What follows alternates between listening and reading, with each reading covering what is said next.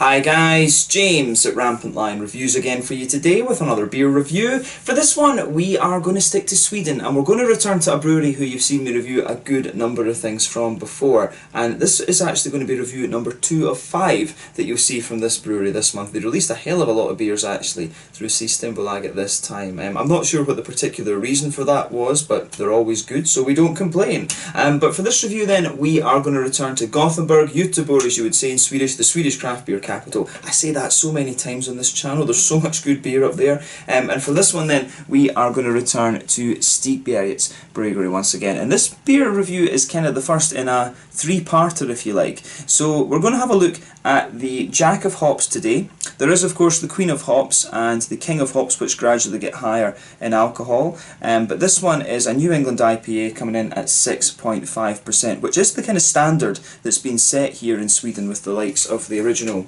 GBG Beer Week and the Narangi and things like that from OO Brewing as well. Everyone, you know, that they were the first beers that really did that, and I think the new Sweden IPA might be 6.5 as well, or 6.8, I can't remember, but 6.5% ABV is your sort of standard for a New England IPA here in Sweden at least. But yeah, very curious to see how this one turns out. Another New England IPA, this is the style of course this brewery are very well known for, and I'm curious to see what the difference between this one and its big sister and its big brother will be actually. So yeah, we'll need to see how we get on with this one. The two other beers that Stigbergets released this month of course were the Ololeo, which has already been published, and the Cuddle Monster, which is a Helles brewed in collaboration with Stigbergets Bryggeri from Stavanger in Norway, and you will see me review that one after I've done these three. I love a good Helles and I'm very curious to see what that beer has in store. But yeah, really curious to see how this one turns out, and as always I hope that you guys enjoy my take on this beer as well. The Jack of Hops at 6.5% ABV. So yeah, let's see how we get on then. As always with my reviews, I'll tell you a bit about the brewery before we taste the beer. If you want to get straight to the tasting, just fast forward. All the usual links are in the description below. That's the brewery website, the link to my other reviews that I've done from Stigbergets Bryggeri before. No doubt I will add some more in the near future. There's all the usual social media. If you want to see more beer reviews, do please consider subscribing to the channel. The whole channel of course has that geography based tagging system. You can go in at the home page and search for beer based on country, city, state, county, prefecture, whatever it is you're interested in. Do check out the playlists of beers from different countries. There is one there for all the Swedish beers that I've reviewed for you. That's constantly being added to, and as always please do get in touch and let me know some of the other beers and breweries that you guys would like to see me review. It's always great to hear from you guys that are watching the videos, and the support that you show the channel is hugely appreciated. So anyway, to tell you a little bit about Stigbergets Bryggeri once again. So Stigbergets Bryggeri, as I've told you before, are based in Gothenburg, and they were founded by Nils Hultkrantz and Richard Simonsson, and the pair own two bars that share the one kitchen. This is the Bar Kino and the Hagebjörns Cafe, both of which can be found on Linnagatan in the city, and they both opened back in 2007, so they've been around for about 13 years. And this building is a little independent cinema, which I didn't know until I actually went there to film a kind of out and about review actually. So it was quite you know, it was really interesting. I had no idea. I never made the connection between the word kino and cinema. You know, I thought they were maybe just two things kind of right next door to each other. But originally the idea that they had was to brew a few beers that they could sell in the bars. This led to them kegging the beer and then selling it on to other pubs before eventually they started bottling the beers in November of 2014. So I guess they started brewing around 2011 or something like that, if I remember correctly. But the original beers that they brewed were mainly English and German styles, but then they started focusing on the more hoppy American styles of beer, and this is where they really made their name. The original head brewer was Ole Andersson, who is the co-owner of OO Brewing, and he was replaced back in 2017 for a period of time by Barnaby Struve, who was one of the vice presidents at Three Floyds over in Munster, Indiana, not too far away from Chicago. But more recently these guys have moved their brewing operations to a new brewery at Partihalarna, where they can brew 5,000 litres per batch at a time, and they're also working on some sour beers there as well. I have tried one or two of the Stigbergets sours, but they haven't released one for a wee while, if memory serves me correctly. I'm not sure what the reason for that was, but yeah, maybe I'll need to make sure that I review a sour from Stigbergets the next time they release one. But they changed their things from bottles as well to 440ml cans, of course, so you get the bigger, you get some of the beers in the 440s, and it tends to be the collaboration beers that they do are put in the little kind of 330 Red Bull size cans, and they now have a brew team of Ollie Banks, who used to work for Beavertown in London, very well known brewery, and also Lucas Munreid, who worked for All In Brewing, one of the well known Gothenburg gypsy breweries actually. But they open up the brewery every so often to host a bar, and they've also very recently opened up a bar in Stockholm as well, which I will need to go and check out at some point soon. But as of April 2020, these guys have produced 60 different kinds of beer actually, which is very, very nice. I don't know if that number's accurate, to be honest. I would have thought that they'd released a lot more than that, but I think they probably will build that number quite quickly over the next few years, now that we have the local releases here through Stigbergets in Sweden, because it's a lot easier for the little breweries to actually access the market, and I think that was a very good move by Stigbergets, just to kind of to open things up that way. I thought that was a very, very good thing for them to do actually. So yeah, that's all you really need to know about Stigbergets Bryggeri for the moment. As I say, if you're interested in Swedish craft beer, Stigbergets is a very good place to start, either with the amazing haze or with the new and improved GBG Beer Week. You can't really go wrong with either of those. Two Swedish classics, classic New England IPAs, and of course you've got the Narangi. You've got a strong connection between Stigbergets Bryggeri and OO Brewing, of course, as well. So check out the Narangi from OO if you get the chance. So yeah, let's get on and actually have a taste of this beer then. I'm really curious to see what this one has in store for us actually.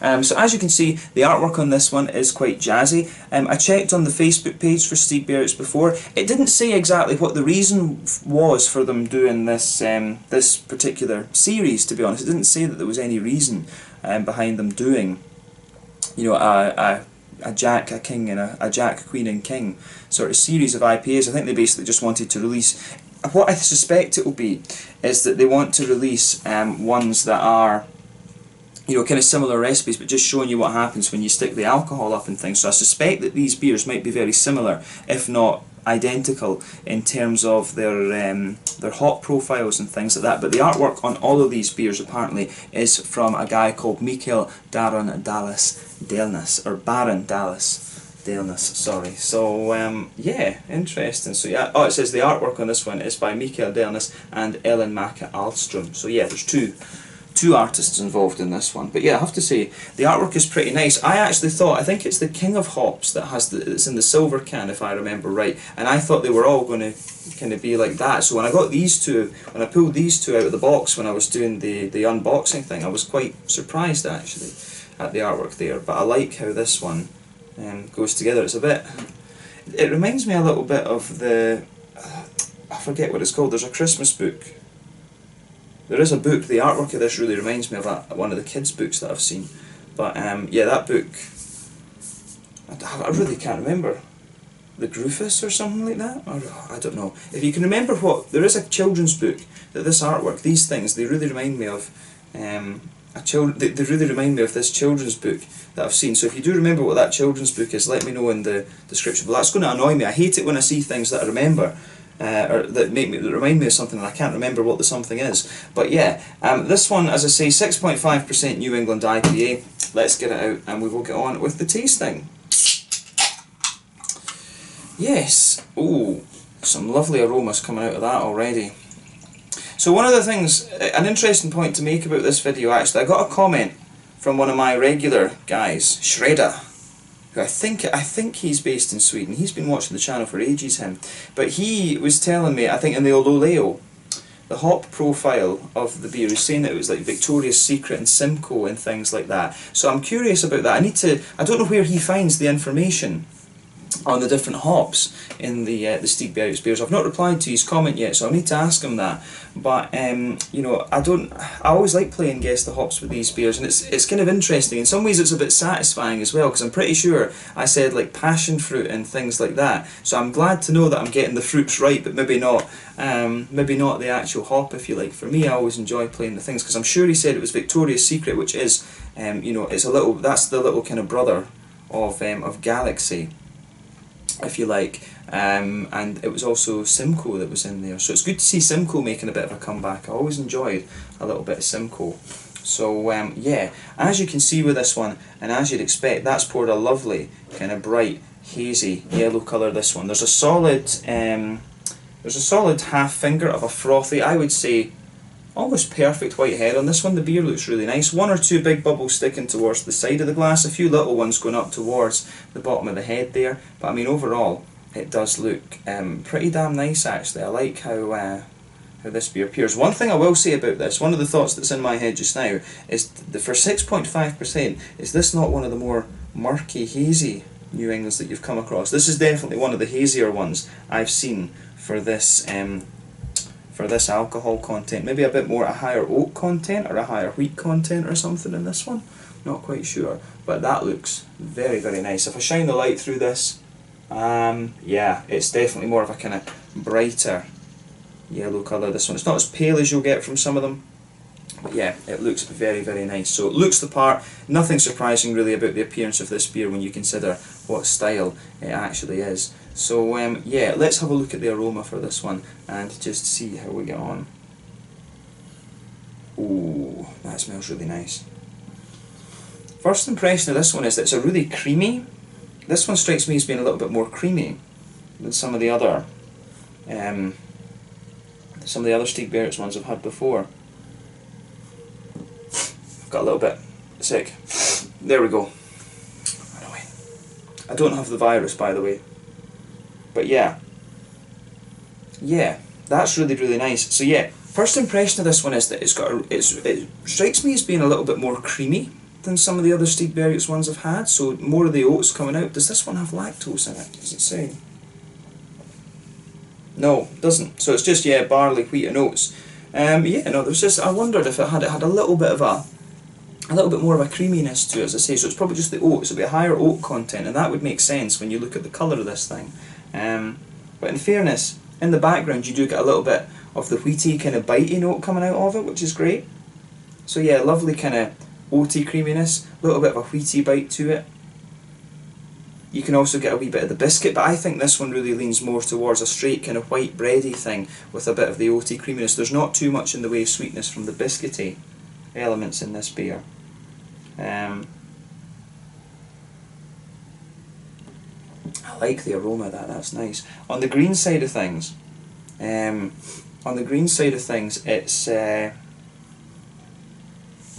yeah, on the green side of things I would say this one leans a little bit more towards the floral.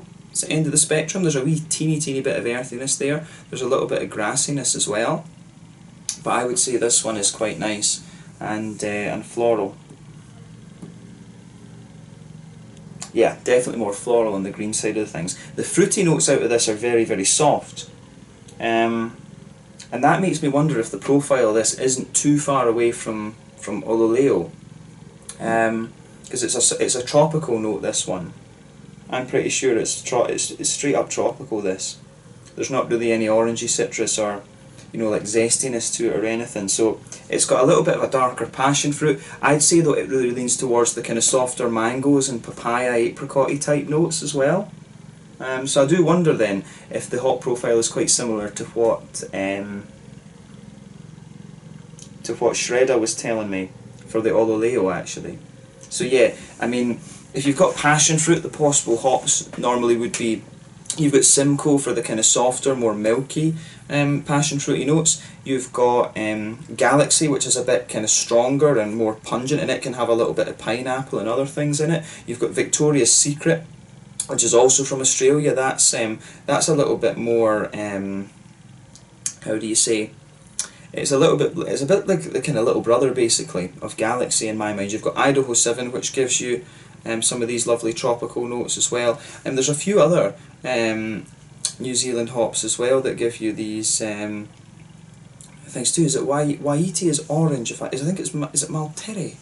Yeah, because Motueka is the one that gives you the lime, so it might be Maltere that gives you that. You can get some from like Riwaka and things like that. I don't think it's probably not New Zealand hops that these guys are using right enough, but there's a good few passion fruity New Zealand hops, Riwaka, Rakau, all of these kind of things. But yeah, this one, the hops you're looking at for this beer, yeah, Victoria's Secret, Simcoe, Galaxy, a bit of Idaho 7. There is another one that's not coming into my mind just now. Is it Brew 1 that has some of these notes as well. But yeah, in terms of its fruity qualities, it's very soft. I find this one really leaning towards the mangoes and the apricots and papayas and stuff like that.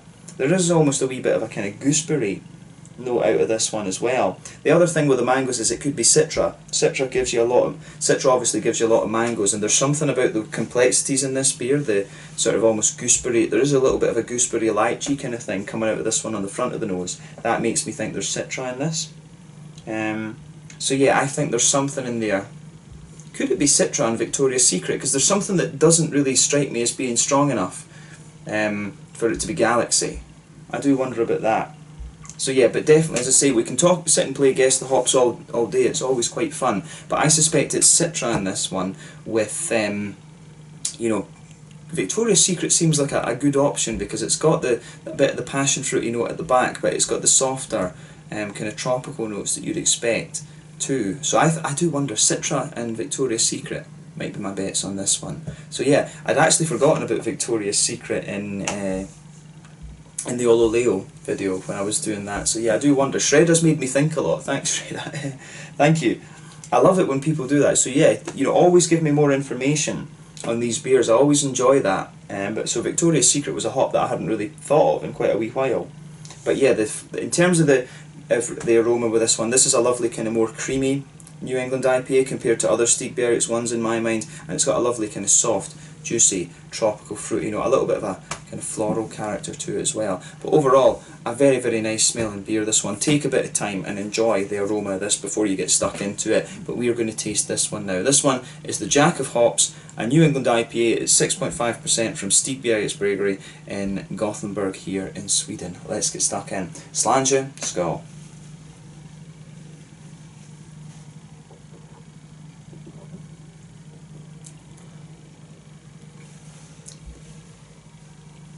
Ooh, that's quite nice actually. First thing that strikes me about this is that it does almost, on first taste, it almost has a wee bit more of a kind of farmhousey thing about it. I do wonder if this is a Vermont ale yeast that's in here, or could it be could it be a mixed culture of? I don't think it's quite Kveik. No, I don't think it's Voss yeast that's in this.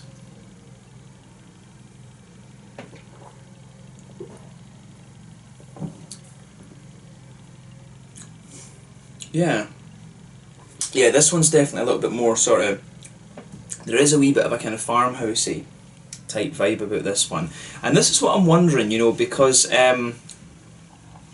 you know, Treehouse have the Julius, the green, and the hazy, if I remember rightly, if I remember the names right, the yellow, the sort of orangey coloured one, the green one, and then the purple one, and those I think are the three kind of core beers that they do. I do wonder if this is a kind of, could this actually be their version of what Treehouse are doing? That's an interesting point to me. It's just come to my head there.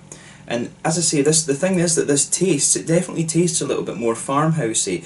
The Swedish IPAs, and when Stigbergets started doing these, they were always a little bit more kind of creamy and oaty. And then when I went back and I was, you know, when I tried the Alchemist, the heady topper, you know, I was really surprised at the farmhousey side that had, because I thought the New England IPAs were always creamy and oaty and things, and it wasn't until, you know, when I had Trillium before, which was more wheaty. I hadn't had Treehouse, but then of course Chris Contreras, lovely dude, sent me some Treehouse beers, and this one isn't quite as creamy and oaty as the Treehouse ones. It's more, it's got a little bit of that, and it's got a little bit of the Trillium, and it's also got a little bit of the farmhousey thing from Alchemist too. So that's a really interesting point to make about this beer.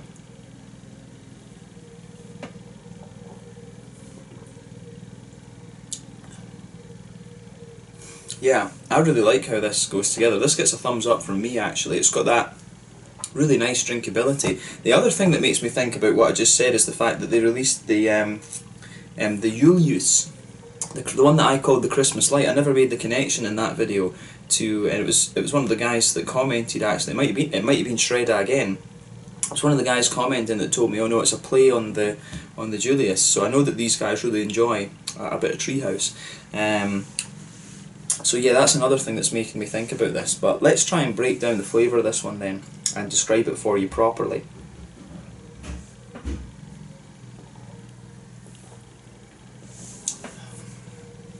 But that is nice. That it's one of these ones that it kind of grows on you as you get into it. But straight away with this one, you can feel that nice kind of pale malty character that just blankets the middle of the tongue. On top of that, you can feel a little bit of the wheatiness towards the back of the palate. There is a little bit of a wheaty, bitey quality towards the back of the tongue there. You can feel as you go further into it, you will start to get a few more of the kind of, you will get a few of the little farmhousey notes out of this one, but it's not overly prominent actually. I'm pretty certain it's some kind of Vermont ale yeast strain that's in here. But yeah, as you come further forward on the palate of this one, as you get towards just at the front third of your tongue, just to the edge of the kind of second third, if you like, behind the fruity part, you can get some of the nice kind of oaty, creamy notes out of this beer. So yeah, you get a little bit of a kind of, you do get a little bit of a kind of biscuity quality out of this beer, which is nice. It's quite minimal though. This is definitely one of these ones that leans more towards a kind of white bready base. You've got a bit of a thicker kind of wheaty quality at the back, a little bit bitey. You've got a little bit of an oaty kind of note to this one as well, and you've also got some kind of biscuity. You do have a little touch of a biscuity quality to this one, but this strikes me as being a little bit more kind of crisp actually as well. I don't think there's Pilsner malt in this because the malt base is too smooth.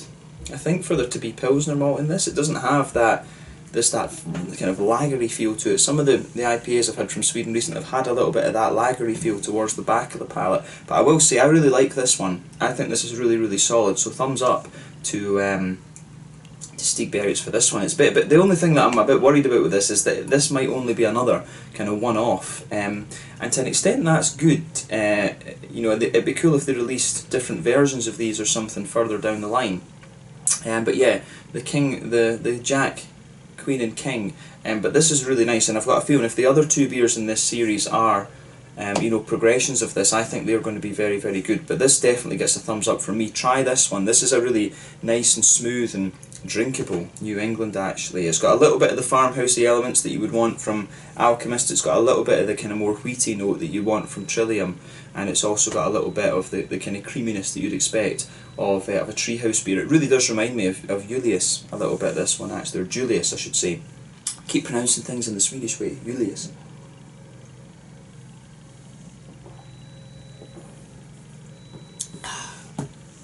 So yeah, this is a nice beer, I like that, but malt base in this I think, and the way the yeasty qualities come in together are very, very nice. Back corners of the palate, you've got a little bit of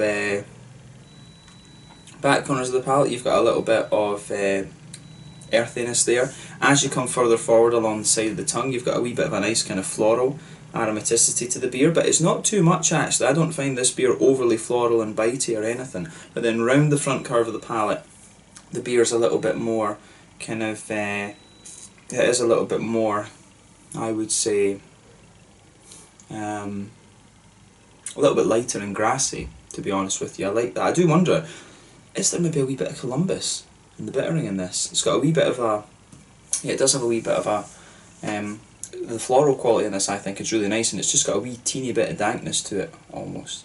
But yeah, I like that about this beer. Then behind the front curve of the palate, of course, that's where you get the nice kind of floral aromatic, not the floral aromatic, the nice kind of fruity, juicy components pushing their way out of the beer.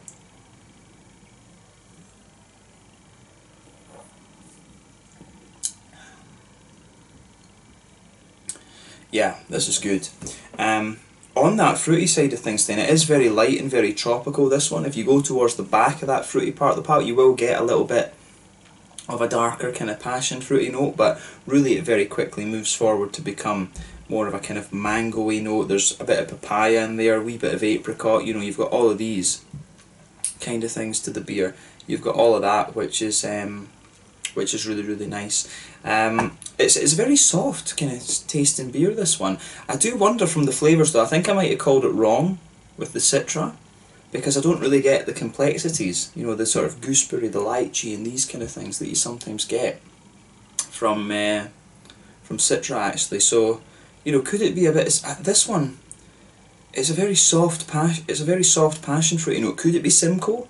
It might well be Simcoe and maybe a little bit of Victoria's Secret or something, just to give you a wee bit more complexity. I mean, from the aroma I was quite sure about Citra, but from the taste, I do wonder if it's Simcoe and a little bit of Victoria's Secret or something like that.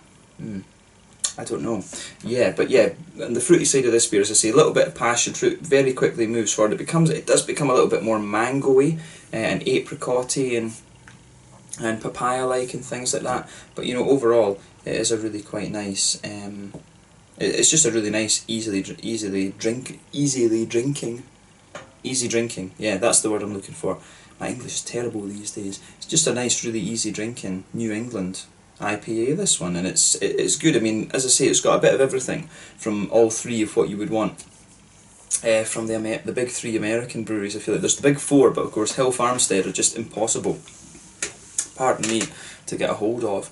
So yeah, for this one then, on the mouthfeel, I would say it's quite a light-bodied beer. It's kind of bottom end of mid-bodied, I would say, top end of light-bodied.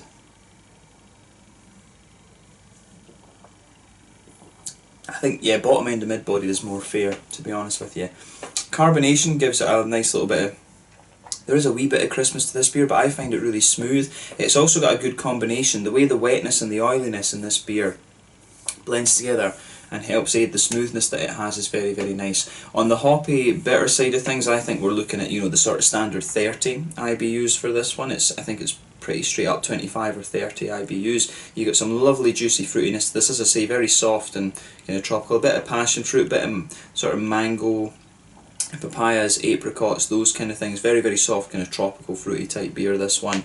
The more that I think about it, when I go further into the aftertaste, there is a wee bit of a sort of orangey, and there is a wee teeny bit of an orangey, limey quality to the aftertaste, but those are very, very minimal, to be honest with you. There is a wee bit of that in there too, but yeah, a nice kind of juicy, fruity quality to the malt base, and you've also got just a lovely smoothness to the yeast and the malty side of things too. So yeah, this is a really, really nice, well balanced, just easily drinking beer. And if the other two in the series are going to be sort of the big brother and the big sister, the big brother and big sister of this beer, then I look forward to trying those. So yeah, this one's a nice introduction to the series. If you can get a hold of these three beers, have a go at it, because I think it will be very interesting. I really do wonder if this has been inspired by the likes of the Julius, the Green and the Hazy. I do wonder if that's where they're getting their inspiration from with this one, because there is just something sort of Vermont-like about these beers. So, or this particular one at least. I've not tried the other two yet. So yeah, let's leave it at that in terms of this beer review. This is really quite a nice, smooth, Vermonty type New England IPA. At least, well, yeah, I'm comparing it to a Massachusetts brewery and saying that it's Vermont-like. That's a bit hypocritical. But yeah, very, very nice beer, this one, and have a go at it for yourself and see how you get on. Definitely a little bit more... It's almost a little bit more farmhousey and a little bit more kind of smooth and easy drinking, if you like. I thought this was going to be more creamy from the aroma, so this one I think is actually quite different from the impression that the aroma gives you as well, so be aware of that when you try it. But another very, very solid New England IPA from Stigbergets, so thumbs up to them for that, and I look forward to trying the other two beers in this series as well. So let's leave it at that. Once again, thank you for watching my beer reviews. Until the next time, please like, subscribe, share, all the usual YouTube stuff. Let me know your own thoughts on this beer in the comment section below. Let me know what your favourite beers are from Stigbergets as well. We will be returning to these guys very shortly for the Queen of Hops, then the King of Hops, and of course the Cuddle Monster will appear just after that. But thank you again for watching, and I will catch you guys very soon. This one is the Jack of Hops, a 6.5% New England IPA from Stigbergets Bryggeri in Gothenburg here in Sweden. Until the next time, slàinte just now, and I'll catch you guys later. Slàinte, skål, cheers.